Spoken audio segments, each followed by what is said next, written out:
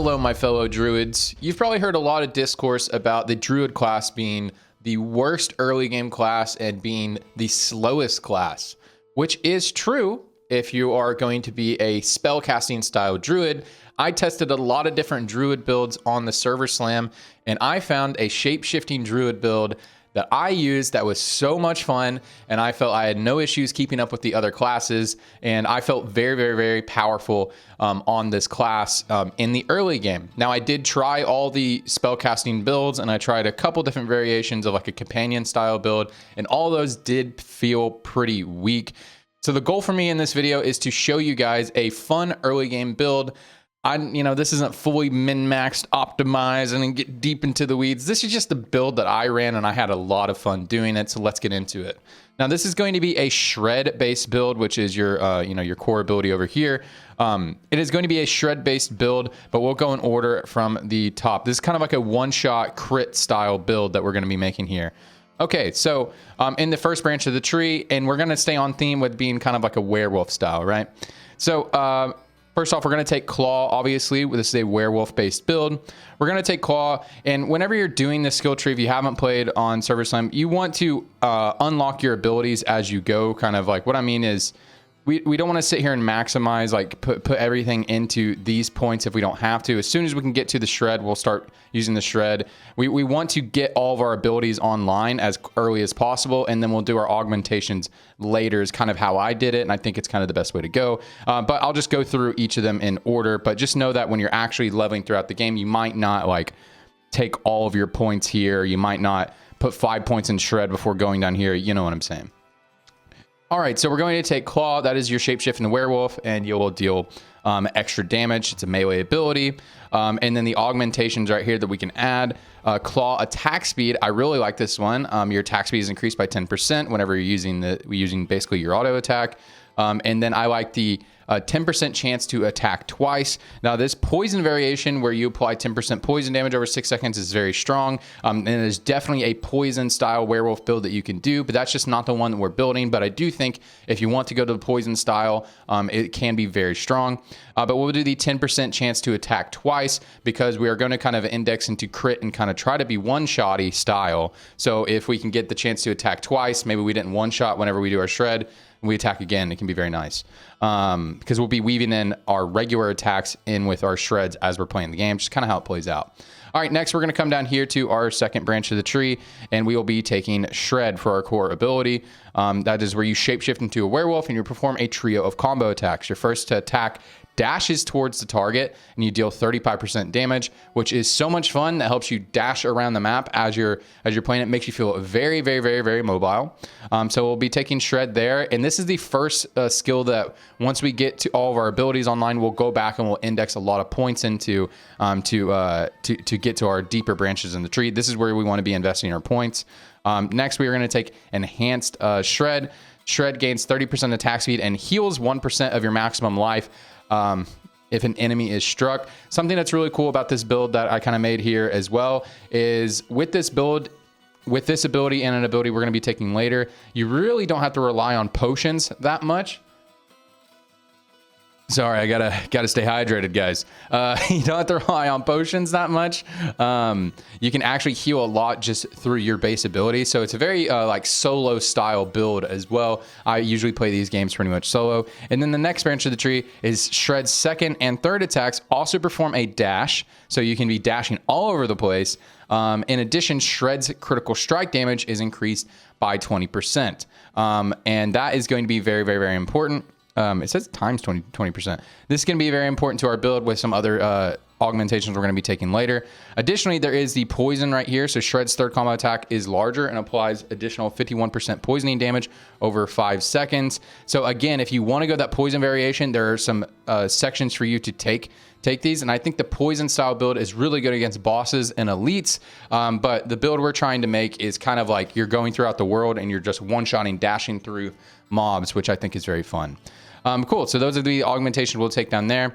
And now coming down to this tree right here, honestly, I think you could take any of these defensive abilities. I think you could take any of them. The only one I would probably not take is Cyclone Armor, because Cyclone Armor is more of a defensive ability if you're ranged, if you're not going to be going into melee range. I used this when I was playing my Storm Druid. It's a really good ability, but I just think it doesn't really fit on theme with kind of what you're trying to do. But any of these 3 abilities are going to be very good. The Earthen Bulwark, Debilitating Roar, it seems to be what a lot of people think is the most meta one to take, Debilitating Roar. But I really like taking Bloodhound because I just think it's really fun. And it stays on theme with our werewolf style build. So you shapeshift into a werewolf, howl furiously, healing for 20% of your maximum life. So this is what I'm talking about when we're getting this. Our shred is healing us, and then we have our Bloodhound ability that heals us. So this is what I'm talking about, where it's like a more of a solo-esque build, because you don't have to rely too much on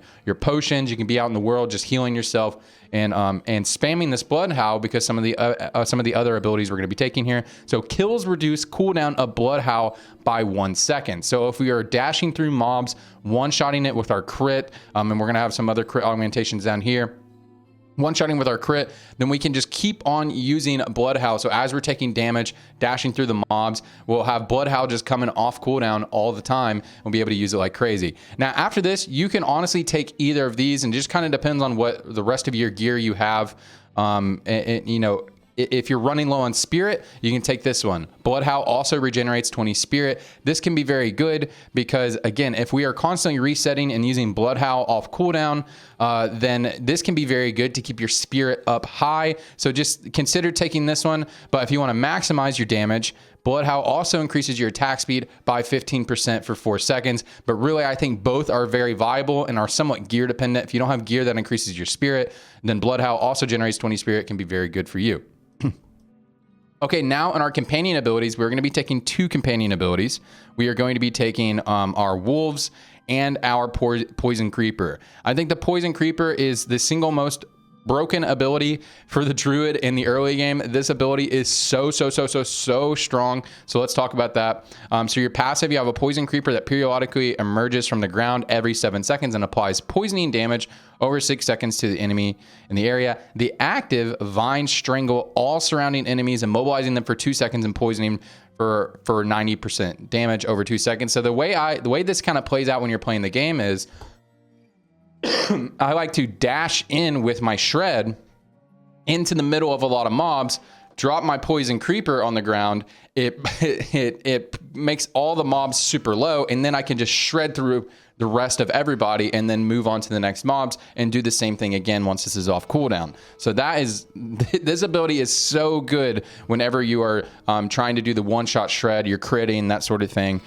Cool. And so after this, we have enhanced poison creeper. Immobilized duration is increased by 1 second. This can be very strong, very powerful for obvious reasons. And then right here, the brutal poison creeper, your critical strike chance is increased by 20% against strangled by poison enemies strangled by poison creepers. So this, as I said, man, this is what really makes you powerful. When you dash in, you root everybody, you poison them, and then your crit chance is increased by 20%. Additionally, remember that our Shred's critical strike damage is increased by 20%. So you are really getting one-shot value. So just think about how synergistic this is, because your critical strike chance is increased, your critical strike damage is increased, and then additionally, since your critical strike damage and your critical chance is increased, you're likely one-shotting a lot of the mobs, and your Blood Howl is just constantly coming off cooldown. So you feel like so fast and honestly kind of immortal.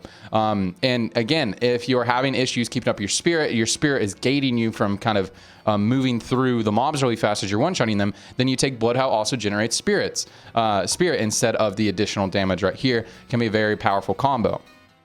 All right, and then we'll also be taking our wolves. I really like just having the wolves passively out there doing damage. They tank a lot for you. And the active on the wolves is very strong against elites and bosses, because our build is really optimized for one-shotting mobs, not really for maximizing our damage against bosses. That is not to say that you will not deal a lot of damage versus bosses. With this build, I felt very strong versus Oshiva, the world boss.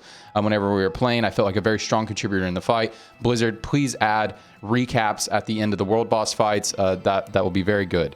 But I like having the wolves here, and then augmentations we're going to take with our wolves here is wolves deal 20% increased damage to immobilized, stunned, slowed, and poisoned enemies. So as I said, you dash in, you immobilize everybody, you start one-shotting, and then the people you aren't hitting, your wolves are going to be doing a lot of damage to those people, especially if there's an elite there. You dash in, you immobilize, you kill the squishy mobs. You have the wolves attack the elite, and generally you can just clear a room very quickly.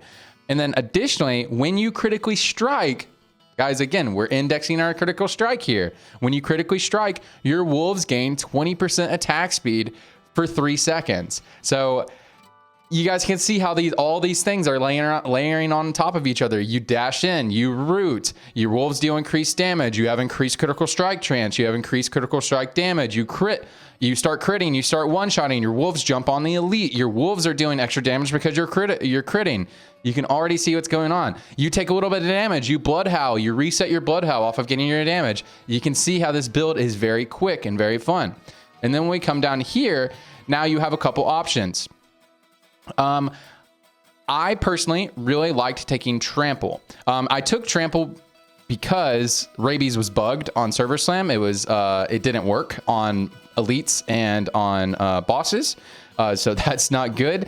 So let's just go ahead and talk about Rabies since I didn't take it. Now this is our poisoning ability. So if you want to go down that poison route, you can just like straight index very heavily in the poison. But even if you didn't go on the poison route and you're going on this crit route, this is going to be one of your best abilities versus elites and bosses. Going to be very, very, very strong. But again, I didn't get a chance to test it because of it was bugged on Server Slam.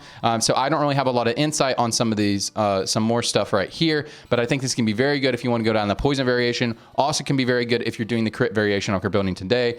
But I really like Trample because this has further increased our mobility that we had. So what does Trample do? You shapeshift into a werebear, becoming unstoppable and charging forward, dealing 75% damage and knocking back enemies. Enemies who are knocked back into terrain take an additional 45% damage and are stunned for 3 seconds. So you can already see this increases our mobility. You charge into the room. So it's another mobility spell, makes you very fast. And as you can see right here, enemies that are knocked back, take additional, knocked back into terrain, take additional damage and are stunned for 3 seconds. And remember, our wolves are gonna deal more damage whenever anybody is CC'd. So this is another way that we can combo with our ability. Anyways, that's all I got to test. As I said, this build is up to level 21. It could have just been level 20, but I wanted to show the wolf augmentation right here. That makes it a lot more strong. But yeah, guys, my goal for this video, again, was just to show you guys a really fun mobile build that you can kind of level and have a lot of speed in the early game and not feel like you're falling behind on the Druid class. Like everybody seems to think the Druid class can't keep up. But yeah, appreciate you guys. And if you guys want to catch me live playing this Druid build, then I'll be playing it as soon as the servers unlock, as soon as the gates of hell open. I will be playing this werewolf Druid build, so you guys can check it out and see it live if you want to see it in action. But appreciate you guys. Also, additionally, if you guys want to go ahead and watch some gameplay of me playing this build, I have uploaded the Oshiva VOD of me playing this werewolf build, battling Oshiva, so you guys can check that out if you'd like. But appreciate you guys, and I'll see you on the next one.